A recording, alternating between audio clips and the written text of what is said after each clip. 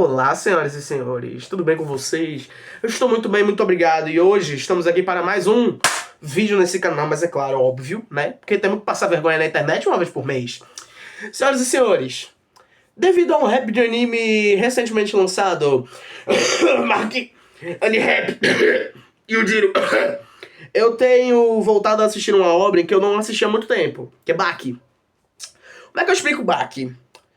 Porrada. Só. Baki é um anime só de porrada. Tem lá os seus desenvolvimentos com os personagens e tudo mais, mas porrada. A gente tá ali pra assistir anime de luta, né? Então a gente vai ver luta.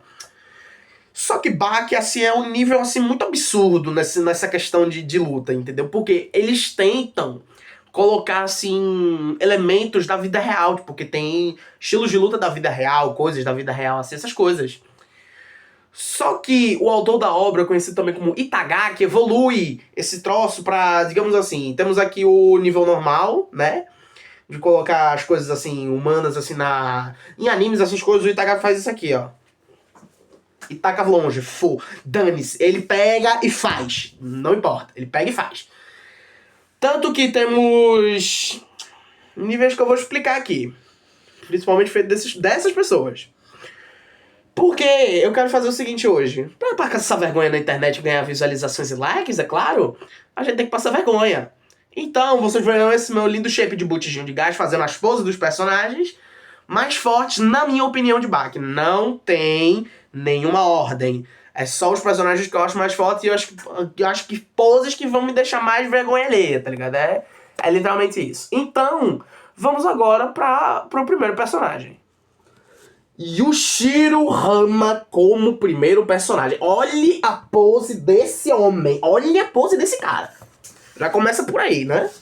Yushiro Hama é pai da criatura mais forte, na minha opinião, de Baki. Yujiro, pai do protagonista, o Baki. Yushiro Hama, ele é... assim, ele é bem básico, assim, se a gente for parar pra pensar nos feitos, assim. Ele tem muito pouco feito, por isso que, tipo, no ranking ali que eu olhei, ele tava, tipo, 20º, porque ele, tipo, tem muito pouca coisa. Mas essas poucas coisas foram, como é que eu posso dizer assim, meio fora da casa, né? Meio fora da casinha, como é Baki normalmente. Por quê? Yushiro Hama foi o primeiro homem a derrotar os Estados Unidos. Aí você pode me dizer, João, ele é o quê? Um militar? Ele é o quê? Um estrategista de batalha? Não. Ele, sozinho, com as mãos nuas, derrotou o exército dos Estados Unidos em plena Segunda Guerra Mundial. Não contente em fazer isso, ele invadiu um cargueiro, um cargueiro não, né? Um porta-aviões, e pegou cada soldado daquele porta-aviões e tacou na água. Olha só que incrível, na verdade. Então, os Estados Unidos chegaram, né, numa conclusão e falaram, temos que matar esse cara, porque a situação vai ficar complicada pra gente. Porque já o Yushiro é japonês, ou seja, ele fazia parte do eixo. E tem muitas aspas, né? Porque pela cara do Yushiro, na minha concepção, o Yushiro deve ser o maior cara de gente boa, tá ligado? Ele deve, tipo, ser aquele tiozão do churrasco, só que muito bombado, tá ligado? Essa é a minha visão que eu tenho pelo Yushiro.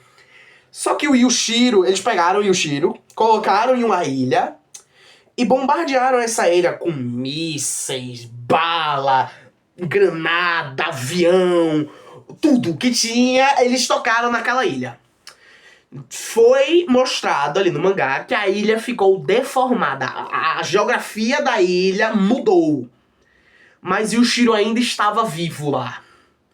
Não contente com isso, ele ainda pegou um maluco e fez a pose da imagem que eu mostrei ali agora, que é o cara, ele segurando o maluco, o pescoço aqui mesmo. Aí você me pergunta, tá, João, isso são realmente feitos absurdos, mas como é que ele derrotou os Estados Unidos? Ele, tipo, deu pra ver que ele é resistente, deu pra ver que ele é muito forte, mas qual era, ele tinha alguma técnica específica? Sim, ele tinha. E o Shiro Hama, ele pegava as pessoas, o Pandinha aqui será o nosso mano do vídeo de hoje, tá certo? Peço perdão, tá, amigo, porque você vai sofrer hoje. E o Shiro Hama pegava essas pessoas e literalmente usava elas como nunchaku. Eles pegavam ela e começavam a rodar, assim. Eu não sei mexer com nunchaku porque eu não tenho coordenação motora, mas tipo, ele ficava batendo as pessoas nas coisas, batendo gente com gente, usando... Ele realmente usava as pessoas como arma, tá ligado? Ele realmente batia uma nas outras como se fosse um nunchaku. Não contente com isso, mesmo esse desgraçado tendo morrido, não me pergunte como, provavelmente velhice, né? Porque, pelo amor de Deus. Yushiro, não contente com isso, aparece na luta de Baki contra Yujiro em forma espiritual. E literalmente colocou medo em um homem das cavernas que lutava contra dinossauros. Esse aí é o Yushiro Hama, o primeiro da nossa lista. Só o mais básico. Vamos pro segundo. Vamos agora para um Kaiô, senhoras e senhores. Kaiô é um negócio em Baki, eu não sei se é na vida real também, que é literalmente o santo graal do Kung Fu. Temos ele, Dorian Kaiô. Senhoras e senhores, esse velho, ele teve a capacidade de treinar, como é que eu posso dizer assim, num flashback ali que teve ali de um personagem chamado Hetsu, que ele também é um Kaiô, mostra que, tipo, o treinamento da galera é o quê? Era esculpir pedras em formato de bolas à base da porrada. O Dorian, ele fez isso só que numa montanha. Sim, você não ouviu errado, ele esculpiu uma montanha. Senhoras e senhores, Dorian é um prisioneiro. Ele era do corredor da morte. Ele estava prestes a ser condenado. Ele foi para o corredor da morte lá, né, pá, ia ser enforcado. Só que na hora que ele tava com a camisa de força, tava tudo amarradão assim, tá ligado? Chegou ali, meteram a cordinha no pescoço dele, o padre meteu ali a rezinha e perguntaram: qual é o seu último pedido antes de morrer? Ele disse: eu quero conhecer a derrota. Frase essa, base de todos os prisioneiros, mas eu vou colocar o Dorian porque eu gosto do Dorian. Dorian, né, tem o negócio enfocado, só que a questão é, eles passaram mais de 3 minutos e o Dorian tava lá enfocado, paradão assim, pá, e tiraram ele lá da forca, né, obviamente, porque não vou deixar o maluco lá. Chegou lá o médicozinho, pá, com o estetoscópio, foi lá, olhou, né, a hora da morte, pá, e foi checar o sinal vital dele pra ver se ele tava morto. Ele não tava morto. Ele ficou 3 minutos sendo enforcado e não estava morto. Ele pega a camisa de força e rasga no puro músculo. Esse é o nível do Dorian. E literalmente mata todo mundo que estava naquela cabine. Cabine não, né? Na salinha lá que tava coisa pra ele ser executado. E senhoras e senhores, ele sabia que o máximo de poder que ele poderia lutar contra alguém e talvez conhecer a derrota seria no Japão. A questão é que ele estava nos Estados Unidos, pelo que eu me lembre. E ele saiu de lá a nado e foi até o Japão a nado. Ele cruzou o oceano até o Japão.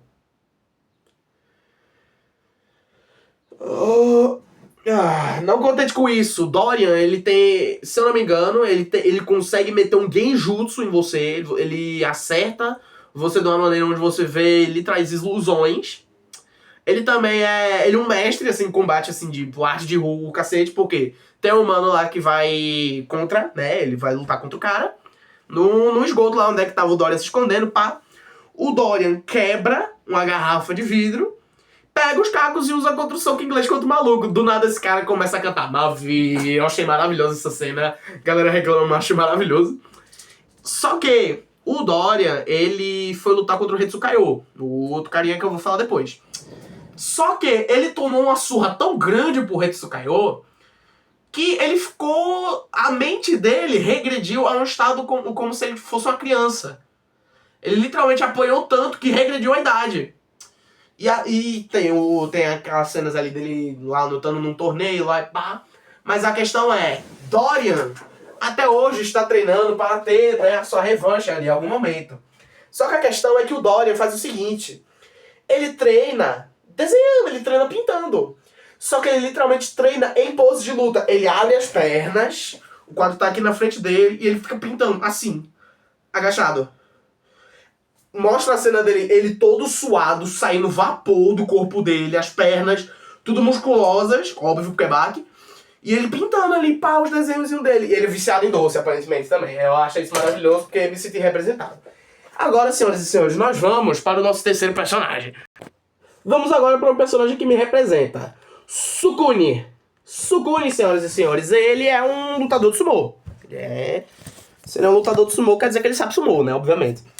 Só que, como ele tá em baque, primeiro, ele é um lutador de sumô musculoso. Eu não sabia nem que dava pra ser lutador de sumô e musculoso. Isso aí é que lutador de sumô é o quê? Forte, porque o estilo de luta do sumô é o seguinte, você tem que empurrar o cara pra fora do círculozinho ali que tem pra você ganhar, né? Ou seja, a galera tem que ter força bruta. O Sukune, ele tem músculo e força bruta. Senhoras e senhores, este homem foi responsável... Assim, como é que eu posso dizer assim pelos feitos do Sukune? Esse homem... Pessoas, você sabe que carvão, mineral, vira diamante depois de muito tempo, certo? Por causa da pressão, essas coisas, realinhamento de moléculas e outras coisas a par. Mas o que mais interfere nesse negócio é a pressão. O Sukune, ele pegou um carvão mineral, apertou ele com tanta força que transformou ele em diamante. Não, eu não estou brincando, isso realmente aconteceu, está lá no mangá. Meu Deus. Senhoras e senhores, este homem, ele tem... Como é que eu posso dizer? Ele tem a capacidade de... Quando a galera vai se mexer, quando a galera vai entrar no sumo, é o seguinte, você tem que pegar... Você coloca a sua perna mais alto que você conseguir e pisa. Nessa pisada que o Sukune dá, ele arranca espíritos do chão. Não, eu não estou brincando. A pose do Sukune é mais ou menos isso aqui. Ele é literalmente agachado, com a mão aqui, tá ligado? Perto do chão mesmo. O ruim é que vocês não conseguem ver eu fazendo pose, esse é o problema. Exato, aqui. Literalmente agachado, segurando aqui. Por exemplo, ele fica assim. Sukune também, senhoras e senhores, ele foi responsável por quase lascar e matar a criatura mais forte, o humano mais forte dos Estados Unidos, Biscuit Oliva. Biscuit Oliva esse que treinava puxando helicópteros. Este homem teve dificuldade em levantar o Sukune. Biscuit Oliva tem resistência o suficiente para aguentar um tiro de 12 a queima-roupa. Ele afundou a cabeça de um cara tão forte no chão que fez os GPS do mundo inteiro pararem. Mas o Sukune deu uma surra nesse cara. Ele fez o Oliva quebrar a mão apenas ao socar ele. Realmente, foi isso que aconteceu. Ele também pegou o Oliva e fez o seguinte, pega a pandinha. Suponhamos, esse Oliva, ele agarrou o Oliva, segurou nas costelas dele e puxou todas elas pra cima. Ele quebrou todas as costelas do Oliva.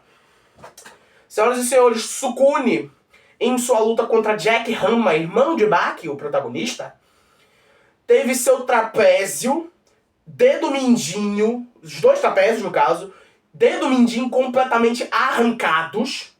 Não contente com isso, ele saiu fazendo pose essa, tipo, todo ensanguentado assim, sangrando. Sem os dois trapézios, ele ainda conseguiu dar um soco na cara do Jack. Jack é esse que eu vou falar mais pra frente, mas peraí.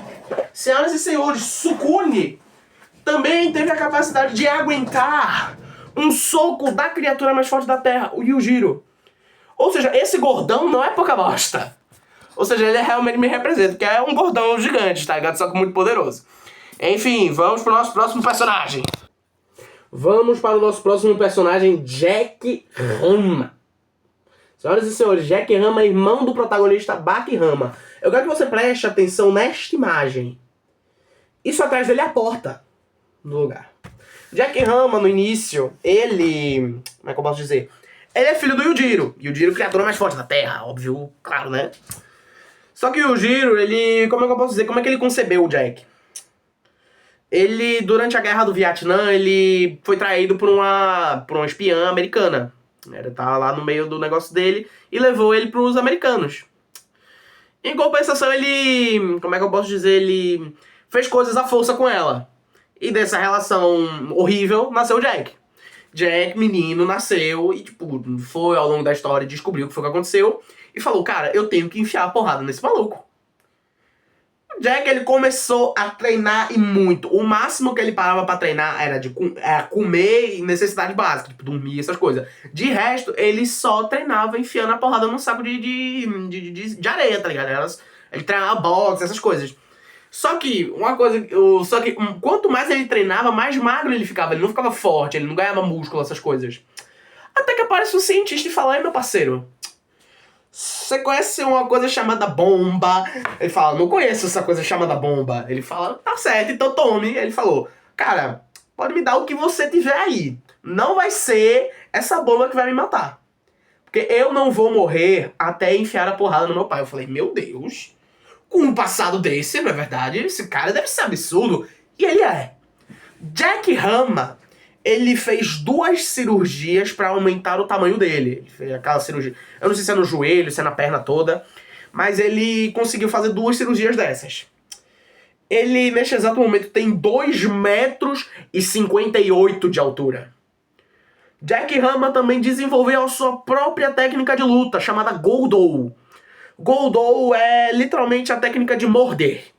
Sim, você não ouviu errado. Esse cara, deste tamanho, dessa altura, com esses músculos, a tática principal dele é morder. Aí você pode me dizer: "Pô, como é que um cara desse tamanho, a única coisa que ele faz é morder?" E aí ele explica pra um velho chamado Tokugawa. Tokugawa é esse que é tipo quem cedeia os negócios tudo que acontece no anime. Ele explica uma tática usada por mulheres, crianças, homens fracos e até mesmo animais. Independente do que aconteça, o Goldou vê todos como a mesma coisa: um saco de carne e nervos. Uma pessoa, mesmo apanhando, sendo mordida, vai parar e gritar de dor. Se essa pessoa for mordida em regiões no pescoço ou até mesmo na carótida, essa pessoa pode morrer. Eu falei: "Meu Deus, como é que esse cara treina então?" Esse cara literalmente morde cocos. Sabe aquele coco verde que você encontra no meio pelo praia, essas coisas? Aquele coco verde que vem água de coco, delícia?